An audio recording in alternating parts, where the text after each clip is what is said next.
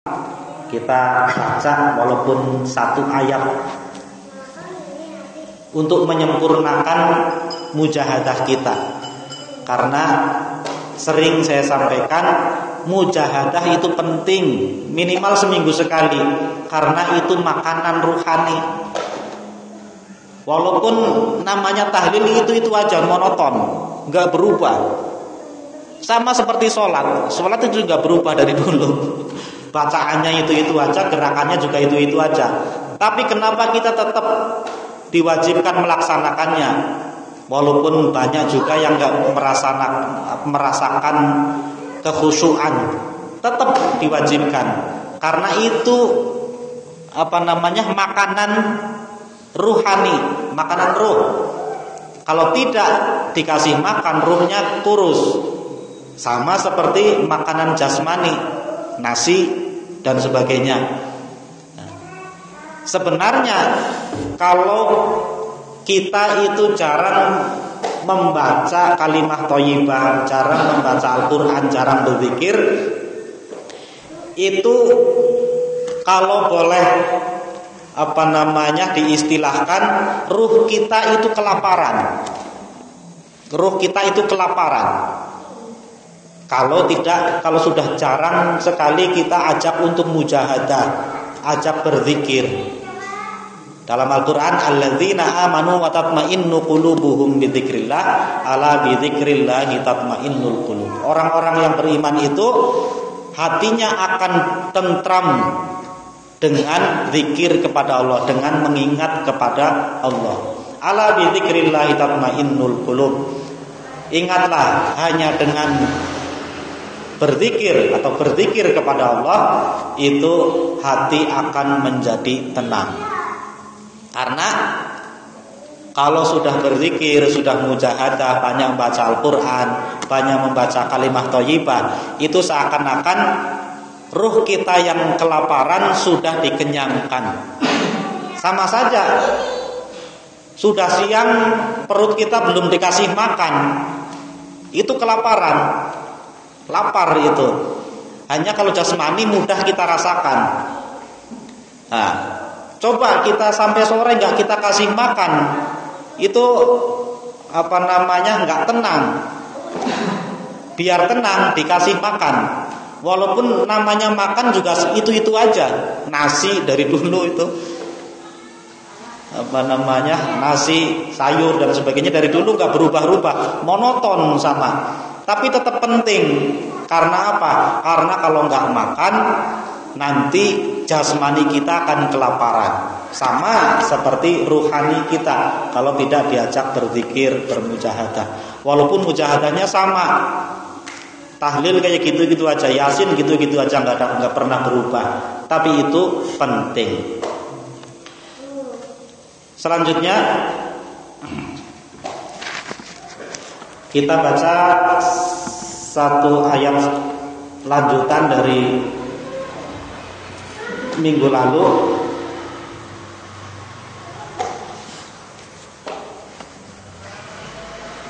Ayat yang ke-190 dari surah Al-Baqarah. A'udzu billahi minasyaitonir rajim.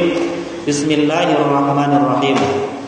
Wa qatilu fi sabilillahi alladzina yuqatilunakum wa la ta'tadu. Innallaha la yuhibbul mu'tadin. Wa qatilu, dan perangilah oleh kalian. Wa qatilu, dan berperanglah kalian fi sabilillahi, di jalan Allah. Wa qatilu fi sabilillahi, di jalan Allah. Ai li'i'la'i dinihi, yakni untuk menegakkan agama Allah. Siapa yang harus kalian perangi wahai umat Islam, wahai para sahabat Nabi? Alladzina yuqatilunakum, orang-orang yang memerangi kalian. Minal kuffari, yakni orang-orang kafir. Wala ta'tadu, dan janganlah berlebih-lebihan atau melewati batas. Alaihim, atas mereka, bil ibtida'i bil qital, dengan mendahului berperang. Nah, ini bahaya ketika orang hanya membaca terjemahnya, perangilah gitu, tanpa membaca sababun nuzul ayat ini. Nah, bahayanya kalau hanya membaca terjemah bahwa ini adalah ayat yang menyuruh kita memerangi orang yang memerangi kita.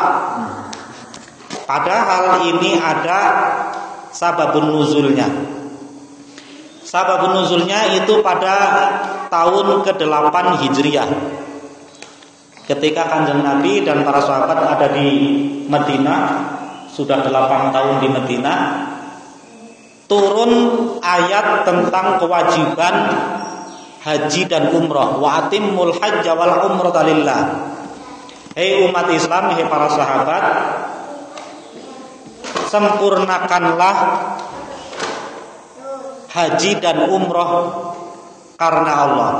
Sudah ada perintah untuk berhaji dan umrah.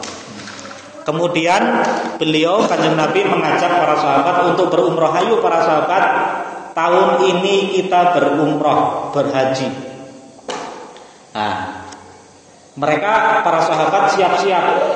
Dalam riwayat itu ada 1.400 sahabat yang sudah kangen, di samping sudah kangen 8 tahun meninggalkan Mekah, tanah kelahirannya, belum pernah pulang. Ini ada kesempatan Kanjeng Nabi ngajak untuk berhaji dan berumrah. Senang. Maka orang-orang yang sehat, ada 1.400 para sahabat itu dalam riwayat siap-siap. Bulan Zulqa'dah, bulan haji, sudah berangkat. Ketika di tengah-tengah sekitar 30 km sebelum masuk kota Mekah, ada nama daerah namanya Hudaybiyah. Ada nama daerah namanya Hudaybiyah. Sebelum masuk, Kanjeng Nabi itu minta izin dulu, mengutus Sayyidina Utsman bin Affan. Hei Utsman, tolong kabari orang-orang Mekah bahwa kita ada 1.400-an orang mau berumrah dan berhaji. Nah, tolong jangan diganggu.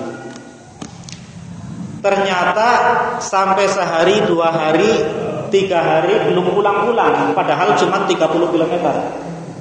Akhirnya muncul isu-isu bahwa Sayyidina Utsman itu dibunuh. Nah, akhirnya susul lagi utusan Kanjeng Nabi yang kedua. Nah, ternyata tidak dibunuh, tapi kemudian ada utusan dari kaum Quraisy, namanya Suhail bin Amr, orangnya fasih, pintar diplomasi. Intinya menyampaikan keberatan bahwa kita tidak ada persiapan, tiba-tiba akan datang 1.400 orang yang mana mereka saat itu adalah musuhnya orang-orang Mekah. Nah, akhirnya terjadi kesepakatan. Suhail mengatakan gimana kalau hajinya ditunda. Sayyidina Umar langsung nggak terima, nggak bisa. Siapa yang menghalangi kita? Ayo kita perang aja. Itu Sayyidina Umar kan modelnya gitu.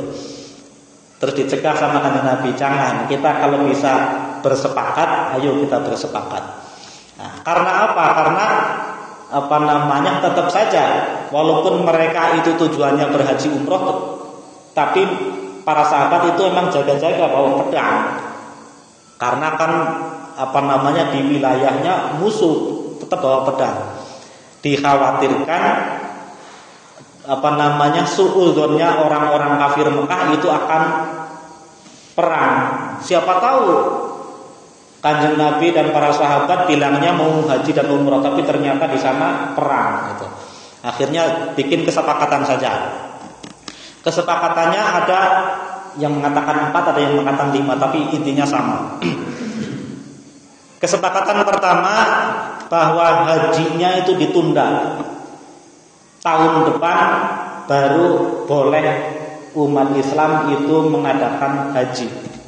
Nah, berarti bulan haji tahun depan. Terus kesepakatan kedua bahwa haji itu hanya selama 3 hari. Memang 3 hari haji itu cukup. Dari tawaf, kemudian sa'i, bermalam di Muzdalifah, mabit di Mina dan sebagainya. Itu 3 hari cukup. Selama 3 hari orang kafir Quraisy akan menjaga mereka. Nah, setelah itu langsung pulang. Kemudian poin ketiga, ketika nanti ada orang Mekah yang lari ke Madinah, orang yang sudah Islam di Mekah kemudian mencari suaka keamanan di Madinah, maka harus ditolak, harus dipulangkan. Sebaliknya, kalau ada orang Madinah yang mau pulang ke Mekah, itu tidak boleh dicegah.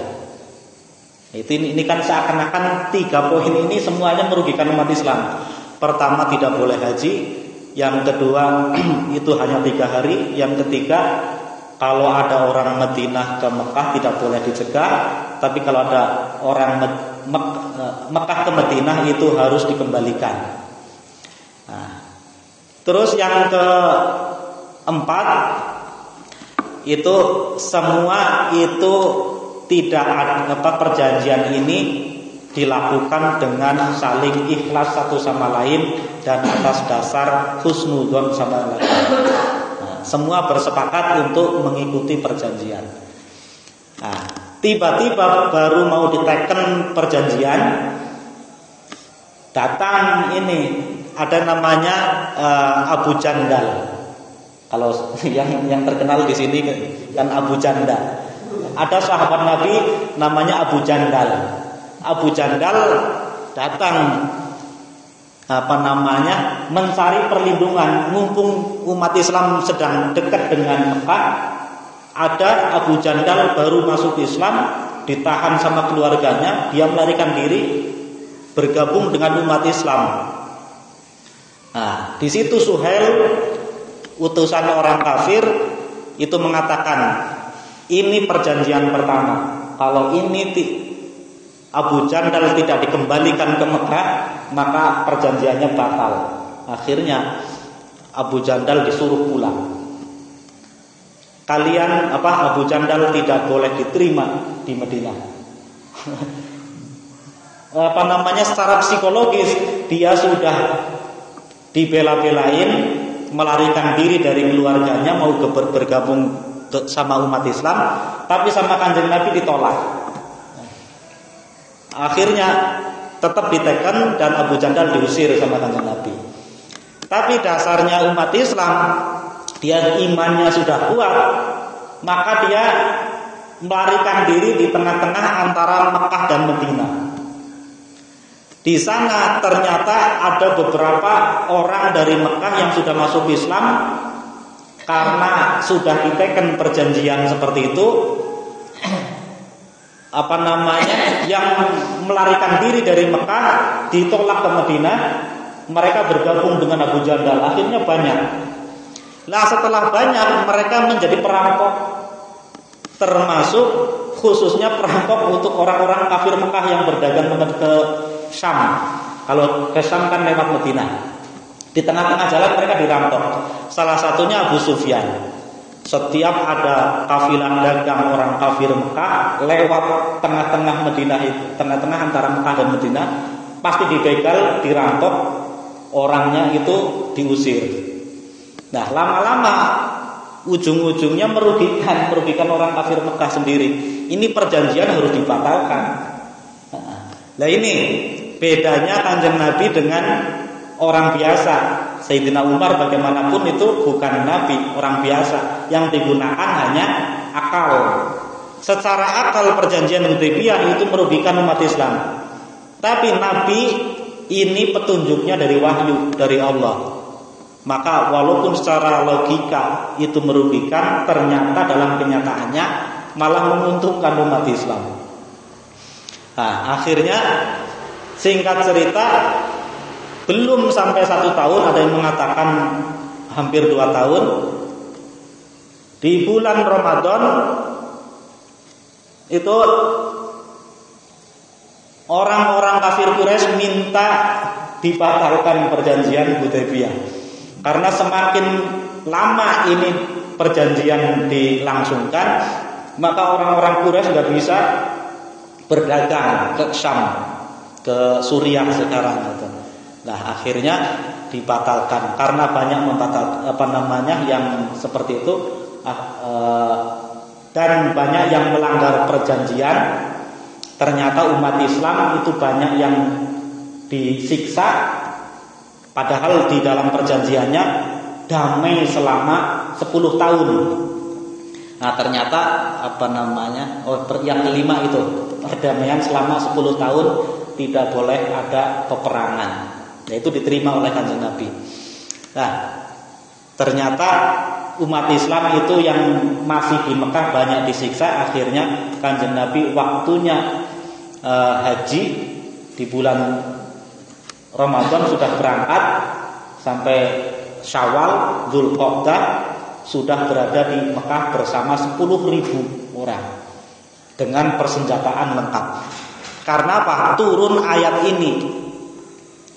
ayat ini adalah, hei umat Islam, tahun ini kalian berhaji dan bawalah peralatan lengkap seakan-akan mau berperang.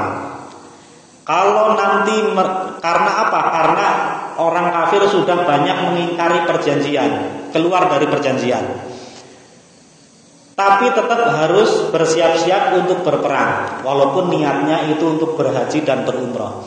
Dan nanti kalau seandainya mereka memerangi, maka waqatilu fi sabilillahi alladzina yuqatilunakum wa la ta'tadu. Kalau mereka memerangi, maka perangilah, tapi jangan duluan memerangi. Karena Kanjeng Nabi bersama 10.000 pasukan membawa persenjataan lengkap. Akhirnya orang Mekah itu pada ketakutan, pada ngumpet masing-masing dan sadar sudah ingkar janji. Nah, disitulah disebut sebagai Fathu Makkah.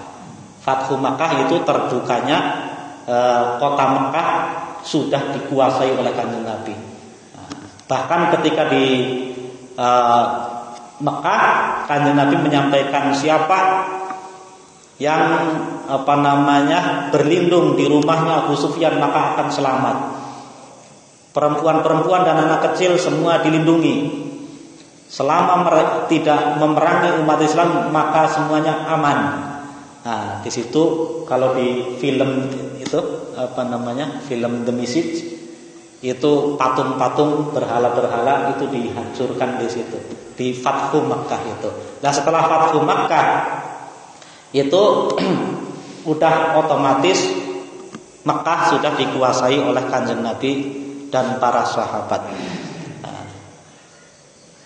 Innallaha la yuhibbul mu'tadin. Jangan memerangi duluan. Nah, itu